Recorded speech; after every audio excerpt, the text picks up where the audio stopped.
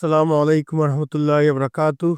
আমার প্রাণপ্রিয় চাটখিল সোনামুড়ি আসনের সম্মানিত ভাই বোনেরা, আপনাদের সবাইকে আমি গোলাম মুর্তজা জানাচ্ছি ৫৪তম মহান বিজয় দিবসের রক্তিম শুভেচ্ছা।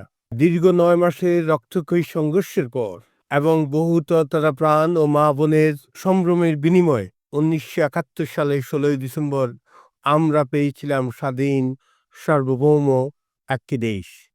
কিন্তু যুদ্ধ বিধ্বস্ত একটি দেশকে গত ৫৪ বছরেও আমরা পুরোপুরি বিজয়ের স্বাদ এনে দিতে পারিনি। বারবার আমাদেরকে লড়তে হয়েছে স্বৈরাচার, দুর্নীতিবাজ, গণতন্ত্র হত্যাকারীদের বিরুদ্ধে। আমাদেরকে লড়তে হয়েছে আমাদের ভোটের অধিকার ফিরিয়ে আনতে। আজকের এই আনন্দঘন মুহূর্তে আমাদের সামনে আরেকটি জাতীয় নির্বাচন অপেক্ষমান।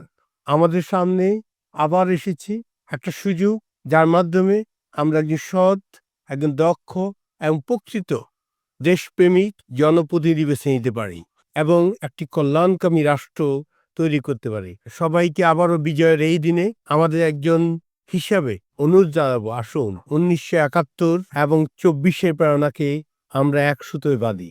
আমরা আগামী দিন এমন এক প্রতিনিধি তৈরি করব, যা আমাদের এই কল্যাণকামী রাষ্ট্র তৈরি করতে সহযোগিতা করবে। আপনাদের সবাইকে ধন্যবাদ। আসসালামু আলাইকুম।